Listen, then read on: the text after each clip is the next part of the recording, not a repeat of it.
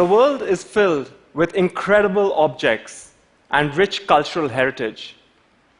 And when we get access to them, we are blown away. We fall in love. But most of the time, the world's population is living without real access to arts and culture. What might the connections be when we start exploring our heritage, the beautiful locations, and the art in this world? Before we get started in this presentation, I just want to take care of a few housekeeping points. First is I'm no expert in art or culture. I fell into this by mistake, but I'm loving it. Secondly, all what I'm going to show you belongs to the amazing museums, archives, and foundations that we partner with. None of this belongs to Google. And finally, what you see behind me is available right now on your mobile phones, on your laptops. This is our current platform where you can explore thousands of museums and objects at your fingertips in extremely high-definition detail. The diversity of the content is what's amazing. If we just had European paintings, if we just had modern art, I think it gets a bit boring. For example, we this month launched the Black History Channel with 82 curated exhibitions which talk about arts and culture in that community. We also have some amazing objects from Japan around craftsmanship in Japan called Made in Japan. And one of my favorite exhibitions, which actually is the idea of my talk, is I didn't expect to become a fan of Japanese dolls, but I am. And thanks to this exhibition that has really taught me what is the craftsmanship behind the soul of a Japanese doll. Trust me, it's very exciting. Take my word for it. So, moving on swiftly.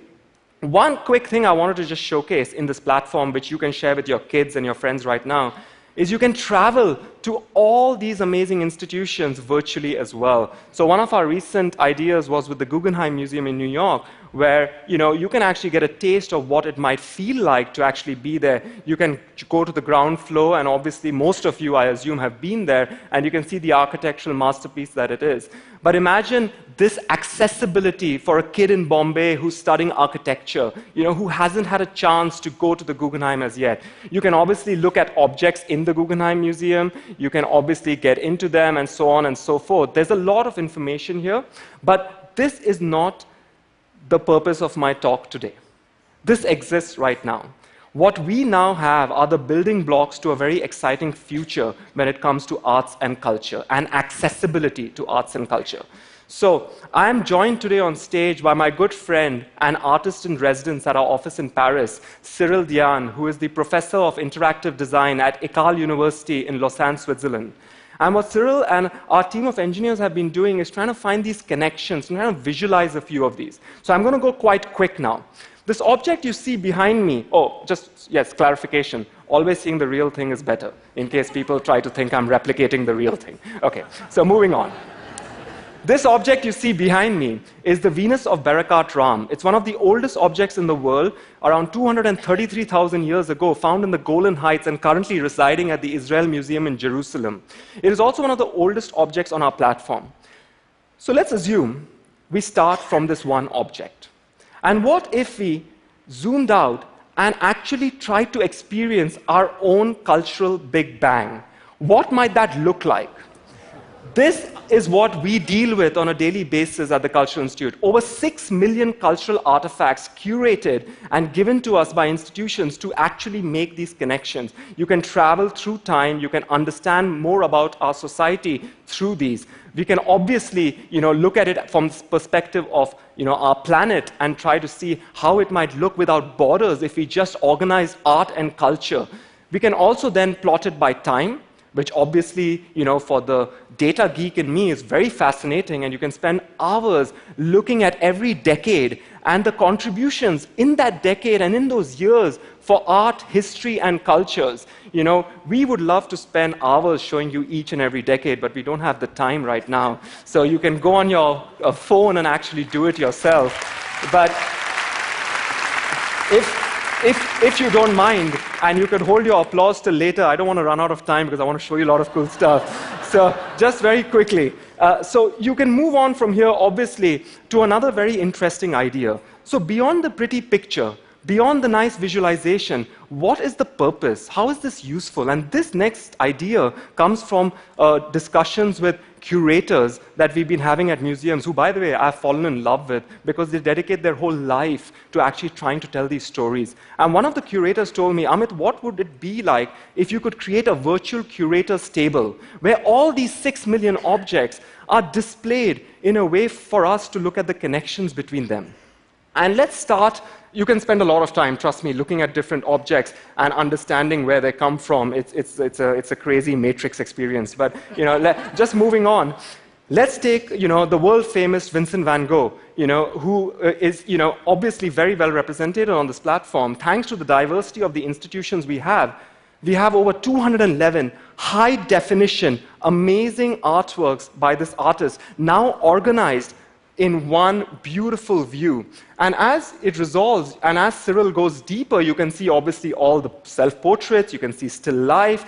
But I just wanted to highlight one very quick example, which is very timely. The bedroom. This is an artwork that 3 copies exist. One at the Van Gogh Museum in Amsterdam, one at the Orsay in Paris, and one at the Art Institute of Chicago, which actually currently is hosting a reunion of all 3 artworks physically, I think for only the 2nd time ever. But it is united digitally and virtually for anybody to look at in a very different way, and you won't get pushed in the line in the crowd.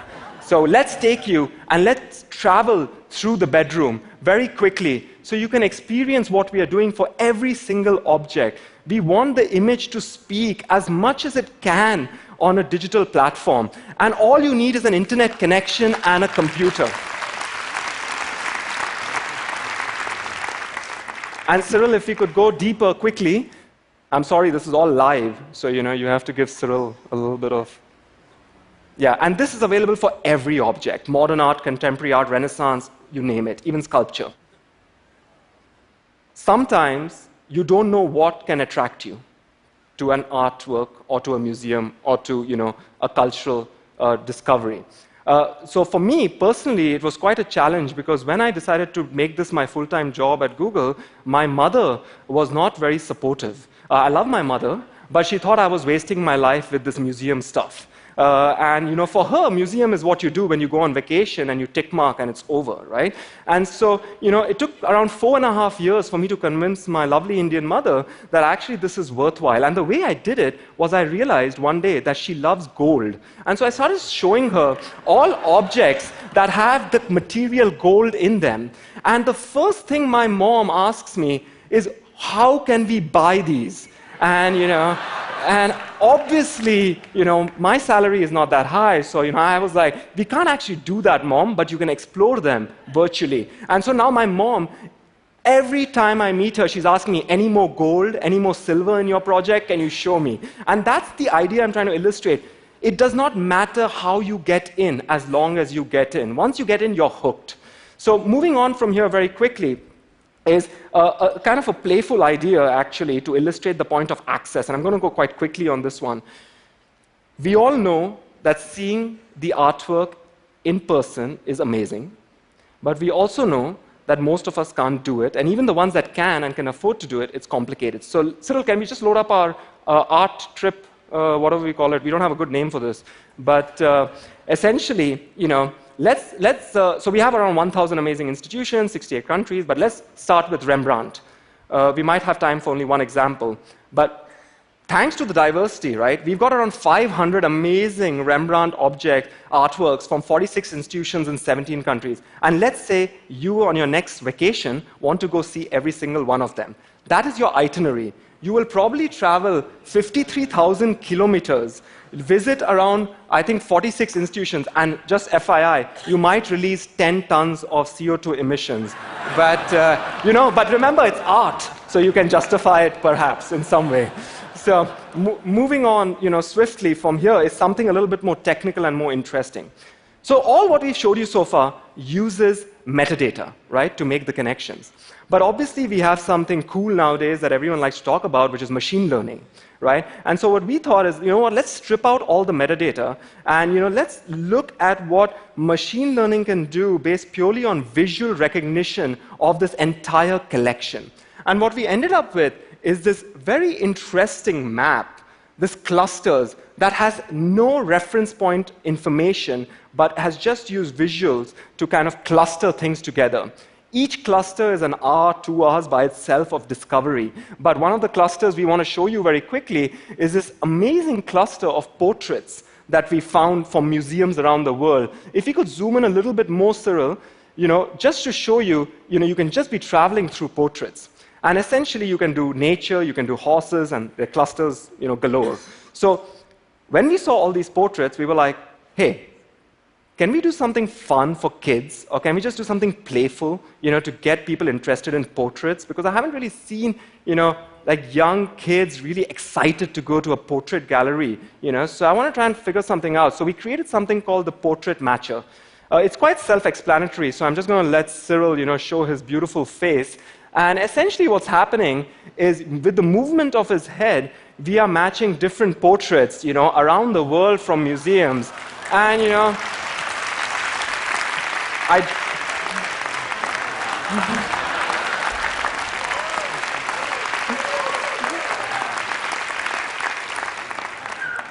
And I don't know about you, but I've shown it to my nephew and stuff, and the reaction is just phenomenal. All they ask me is, when can we go see this? And by the way, if you're nice, maybe Cyril, you can smile and find a happy one? Oh, perfect. By the way, this is not rehearsed, so congrats, Cyril. All right, great. Oh, wow. Okay, let's move on. Otherwise, this will just take the whole time. So, art and culture can be fun also, right? All right. So, for our last quick experiment, we call all of these experiments. Our last quick experiment comes back to machine learning. So we showed you clusters, visual clusters, but what if we could ask the machine to also name these clusters? What if it could automatically tag them using no actual metadata? So what we have is this kind of explorer where we have managed to match around, I think, 4,000 labels. And we haven't really done anything special here, just fed the collection. And we found interesting categories. We can start with horses, very straightforward category. You would expect to see that the machine has put images of horses, right? And it has. But you also notice right over there that it has a very abstract image that it has still managed to recognize and cluster as horses. We also have an amazing head in terms of a horse, and each one of these has the tags as to why it got categorized in this. So let's move to another one, which I found very funny, interesting, because I didn't understand how this category came up. It's called Lady in Waiting. So, if Cyril, we do it very quickly, you will see that we have these amazing, images of ladies, I guess, in waiting or posing. I don't really understand it, but I've been trying to ask my museum contacts, what is this? What's going on here? And it's fascinating. Coming back to gold very quickly, I wanted to search for gold, right, and see how the machine tagged all the gold. But actually, it doesn't tag it as gold. We are living in popular times. It tags it as bling bling. So I'm being hard on Cyril because I'm moving too fast.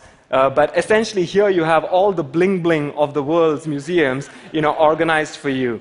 And finally, to end this talk and these experiments, which I hope you feel after this talk, is happiness and emotion. And what would we see when we see happiness? And so, if we actually look at all the objects that have been tagged under happiness, obviously you would expect, happiness, I guess. But there was one that came up that was very fascinating and interesting, which was this artwork by Douglas Copeland, our friend and artist in residence as well, called I Miss My Pre-Internet Brain.